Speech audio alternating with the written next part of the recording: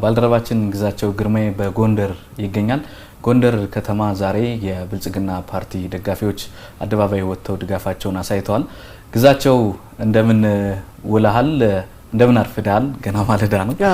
አጠቃላይ ጎንደር ምን ይመስላል? ድባቡ ከጧት ጀምሮ ያለው ነገር ብታስቃኘን።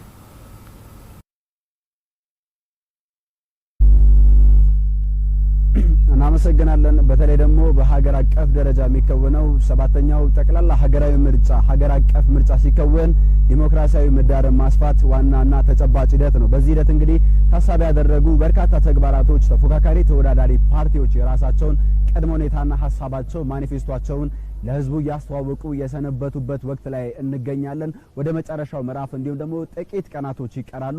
እኛም በመንገኝበት የጎንደር ከተማ ላይ በርካታ የምርጫ ቀስቀሳ ሂደቶች ሲከናወኑ ቆይተዋል። ይህንንም ታሳቢ ያደረጉ በርካታ ስራዎች ተሰርተው አይተናል፣ ተመልክተናል። ዛሬ እኛ የምንገኝበት መድረክ ታዲያ የብልጽግና ፓርቲ ጠቅላላ ሲያከናውናቸው የነበሩ የምርጫ ቀስቀሳ እንዲሁም ደግሞ የማኒፌስቶ የማስተዋወቅ ሂደትን የማጠቃለያ መድረክን ነው በታሪካዊቷ ጎንደር ከተማ እያከናወነ የሚገኘው። የጎንደር ከተማ የብልጽግና ፓርቲ እንቅስቃሴ እንደ ሀገር የተተገበሩ የትልም እውነታዎችና ተጨባጭ እውነቶች የመጡበት ይህንንም ታሳቢ ያደረጉ የመድረክ ሂደቶች ናቸው በዛሬው ዕለት የሚከናወኑ ተብሎ የሚጠበቀው።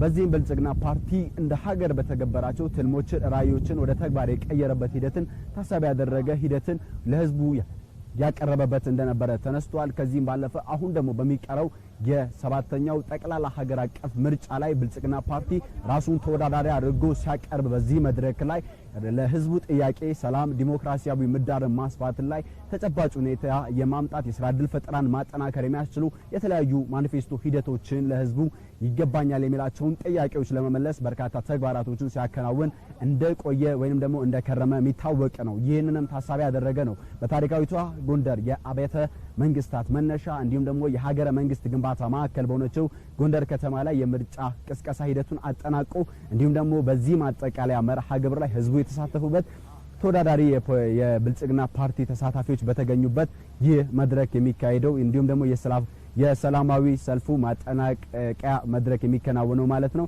ብልጽግና ፓርቲ እንደ ትልም የያዘውን አጠቃላይ ሰባተኛው ሀገር አቀፍ ምርጫ ላይ ሲወዳደር በመረጥና ባሸንፍ ለህዝቤ የገባሁትን ቃል እመልሳለሁ፣ በዚህም ደግሞ በሰላም አንጻራዊ ሰላም የሚገኝበት የአማራ ክልል ወደ ሰላማዊ ሂደት እንዲመለስ የማድረግ ሁኔታዎችን አመጣለሁ ሲል በዚህ ሁኔታ ላይ ተነስቷል ማለት ነው።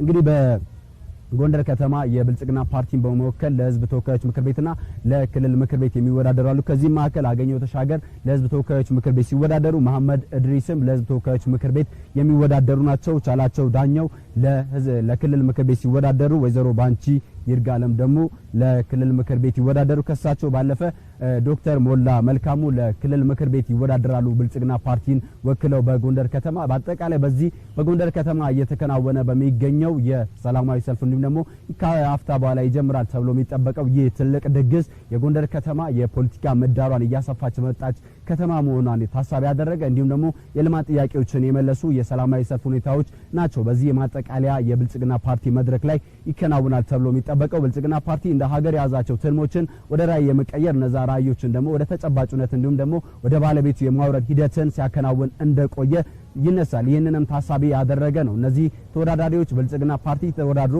በዚህ ቀሪ ቀናቶች እንዲሁም ደግሞ በዚህ ጠቅላላ ምርጫ ላይ ተሳትፎ ራሱ አሸናፊ ከሆነ ያቀረባቸውን የማኒፌስቶ አማራጮችን የህዝብ ጥያቄ የማምጣት ኢትዮጵያን ወደ ተምሳሌታዊት ሀገር የመመለስ እንዲሁም ደግሞ ወደ ተምሳሌታዊት ሀገር የማሻገር ትልቅና ውነኛ አድራሻ እንደሆነ እንደም ደግሞ መድረሻው እንደሆነ ይታሰባል። ይህንን ታሳቢ በማድረግ ነው ብልጽግና ፓርቲ ከጎንደር ባለፈ በመላ አማራ ክልል ብሎም ደግሞ በመላ ሀገሪቱ ሲወዳደር የህዝብን ጥያቄ ለመመለስ በርካታ ተግባራትን ሲያከናውን እንደቆየ በማኒፌስቶ እንዲሁም ደግሞ በምርጫ ቀስቀሳ ወቅት ሲያስተዋውቅ እንደሰነበተ ይታወቃል።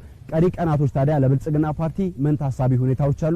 ብልጽግና ፓርቲስ በእነዚህ ጊዜያቶች ላይ ምን ይከውናል የሚለው በጎንደር ከተማ እየተካሄደ የሚገኘው ትልቅ የድጋፍ ሰልፍ እንዲሁም ደግሞ ይካሄዳል ተብሎ የሚጠበቀው አጠቃላይ ምርጫ ቀስቀሳ ቀናቶች ይቀሩታል። ይህ የምርጫ ምረጡኝ ቀስቀሳ የብልጽግና ፓርቲ በዛሬው ዕለት ሲያጠቃልል እንደ ሀገር ያከናወናቸው ተግባራቶችን ወደ አደባባይ አውጥቶ ቀጣይስ ቢመረጥ ምን ይመልሳል የሚለውን ታሳቢ ያደረገ መድረክ ነው ያከናወነ የሚገኘው። ወደ እናንተ ልመለስ። አመሰግናለሁ። ግዛቸው ለመረጃዎች እጅግ አድርገን እናመሰግናለን።